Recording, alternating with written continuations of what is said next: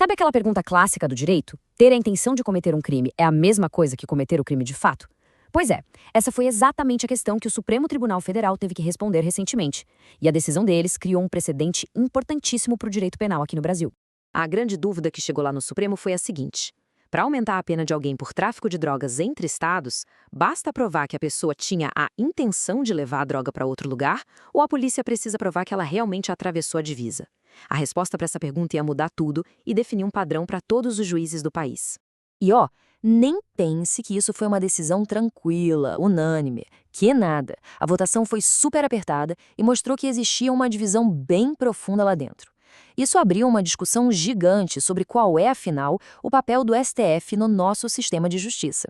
E para a gente entender essa briga, a gente tem que olhar para duas figuras centrais, com ideias bem diferentes.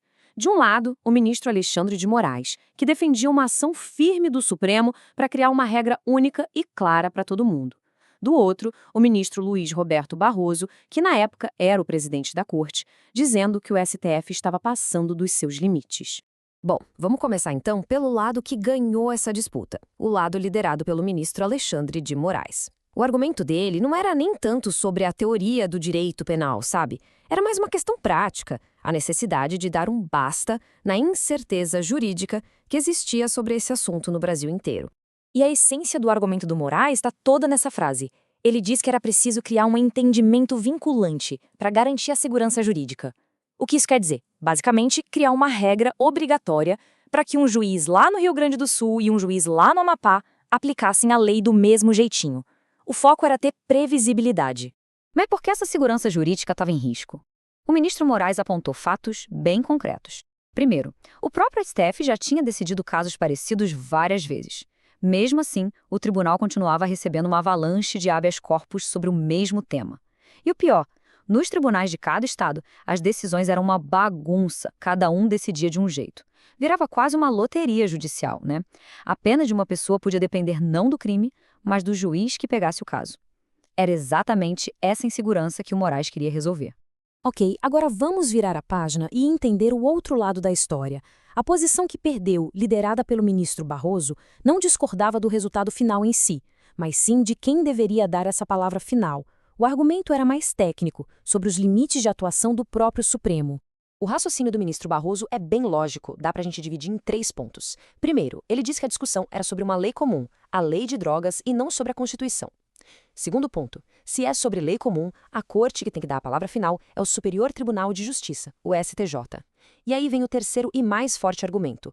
Ele lembrou que o STJ já tinha batido o martelo sobre isso na súmula 587, que dizia a mesmíssima coisa. Ou seja, na visão dele, o STF estava, como a gente diz, chovendo no molhado. Bom, com as cartas na mesa, os dois lados bem definidos, a corte finalmente foi pro voto.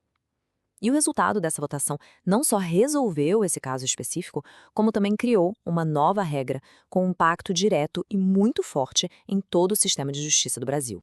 E o resultado, que saiu em plenário virtual em fevereiro de 2024, foi que a tese do Alexandre de Moraes venceu. A maioria dos ministros votou com ele. Aquele argumento da necessidade de segurança jurídica falou mais alto e a proposta de criar uma súmula foi aprovada. E aqui está o texto final, a nova súmula vinculante número 64. O que isso quer dizer na prática? De forma bem simples, se a investigação conseguir provar que a pessoa tinha a intenção de levar a droga para outro estado, o juiz pode sim aumentar a pena. E isso vale mesmo que a pessoa seja presa antes de conseguir, de fato, cruzar a fronteira. E essa palavrinha aí, vinculante, é a chave de tudo. Ela significa que a decisão não é só uma sugestão ou uma recomendação. É uma ordem. A partir de agora, todo e qualquer juiz no Brasil é obrigado a seguir esse entendimento. Não tem mais espaço para interpretação diferente. Na prática, é isso que significa criar segurança jurídica. E a gente termina essa análise com uma provocação para a gente pensar. A decisão, sem dúvida, trouxe clareza e um padrão único. Mas ela também levanta uma questão maior sobre o equilíbrio de poder. Será que essa necessidade, essa busca por segurança jurídica, justifica que o STF acabe ampliando o seu campo de atuação para resolver temas que, tecnicamente, já estavam decididos em outras cortes?